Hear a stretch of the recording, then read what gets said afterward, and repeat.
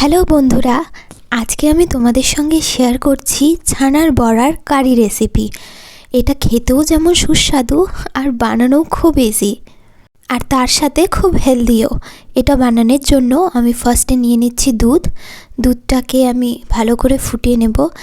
আর এটা হচ্ছে ছানা কাটার পাউডার।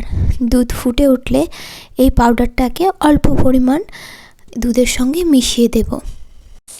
এবার দুধটাকে স্পুনের সাহায্যে পাউডারটাকে ভালো করে মিলিয়ে নেব।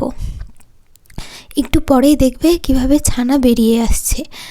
আর সামান্য কিছু জাল দিয়ে, আর যদি মনে হয় আরেকটু ছানা কাটবে তাহলে তোমরা আরেকটু ছানার পাউডার মেশাতে পারো। তারপরে গ্যাসের ফ্লেমটা বাড়িয়ে দিয়ে 1 মিনিটের মতো ওয়েট করব। এই যে তৈরি হয়ে গেল আমাদের ছানা। দেখো ছানাটা কত সুন্দর হয়েছে। এবার এই ছানাটাকে একটা ছাঁকনির সাহায্যে ভালো করে ছেঁকে নেব বা জল ঝরিয়ে নেব। এবার ছানাটাকে ভালো করে হাতের এবং ছাঁকনির সাহায্যে চেপে চেপে এক্সট্রা জলটা ঝরিয়ে নেব। একদম শুকনো করা যাবে না, যাতে হালকা একটু ময়েশ্চার থাকে এমনভাবে চিপতে হবে। এটা যেহেতু আমাদের নিজেদের গরুর দুধ, এটাতে কোনো জল মেলানো নেই, তার জন্য দেখো অল্প দুধেই কতগুলো ছানা বেরিয়েছে। এবার আমি 1.5 চা চামচ চালের গুঁড়ো মিশিয়ে নেব, আর সাথে দিয়ে দিচ্ছি অল্প পরিমাণ আটা, আর পরিমাণ মতো লবণ দিয়ে নিচ্ছি। আর তোমরা চাইলে লঙ্কার গুঁড়ো দিতেও পারো বা স্কিপও করতে পারো। আমি এখানে হলুদ গুঁড়ো সাথে অল্প পরিমাণ লঙ্কার গুঁড়ো, এতে ঝালের ব্যালেন্সটা খুব ভালো হয়। সব একসঙ্গে মিলিয়ে নিয়ে ভালো করে মেখে নেব। এই সব উপকরণগুলোকে একত্রে ভালো করে মিলিয়ে নিতে হবে। তারপরে হাতের তালুর সাহায্যে আমি এটাকে ভালো করে একটা রাউন্ড শেপ দিয়ে নেব। তোমরা তোমাদের ইচ্ছে মতো শেপ দিয়ে নিতে পারবে। আমি এখানে রাউন্ড শেপ করে নিচ্ছি। তারপরে আবার ওটাকে হাত দিয়ে একটু চেপে চেপে ফ্ল্যাট করে নিচ্ছি, এতে ভাজতে সুবিধা হয় আর দেখতেও ভালো লাগে। আমি এখানে সম্পূর্ণ ছানাটাকে এক একে বলের শেপ দিয়ে নিচ্ছি। আমি এখানে দুধের পরিমাণটা নিয়েছি প্রায় 1 পোয়াও নেইনি, তারও কম আছে। এতেই আমাদের অনেক কটা বল রেডি হয়ে গেছে।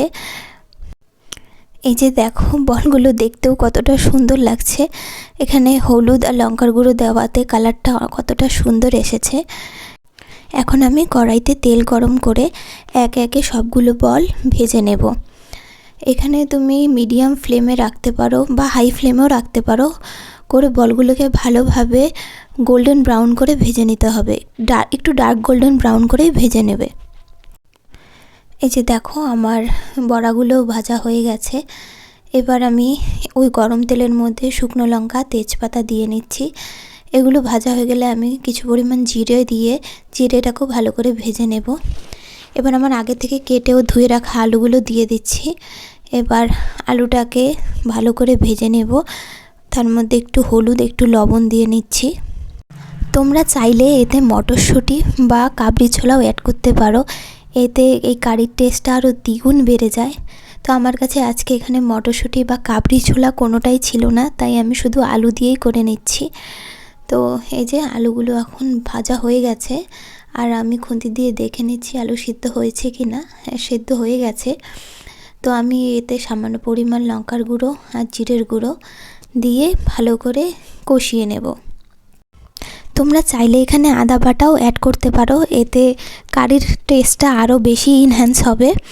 আর তোমরা শিলনোড়াতে জিরা লঙ্কা বেটে নিতে পারো। গুঁড়ো খাওয়াটা আমি নিজেও প্রেফার করি না, কিন্তু মাঝে মাঝে খাই। তো বাটাটা দিলে শিলনোড়াতে ওটা আরও বেশি টেস্ট হয়। তো এখানে আমি এখন জল দিয়ে নিচ্ছি পরিমাণ মতো, আর জলটা ফুটে উঠলে আমি এখানে বড়াগুলো অ্যাড করে দেব। এই যে দেখো ঝোল ফুটে উঠেছে, আমি এখন সব বড়াগুলো ছেড়ে দিচ্ছি। আর বড়া দেওয়ার পরে 2 মিনিট অপেক্ষা করলেই রেডি হয়ে যাবে আমাদের ছানার বড়ার কারি। আমি এখন সামান্য পরিমাণ গরম মশলা মিলিয়ে নিচ্ছি। গরম মশলা দিলে এর গন্ধটা খুব সুন্দর আসে।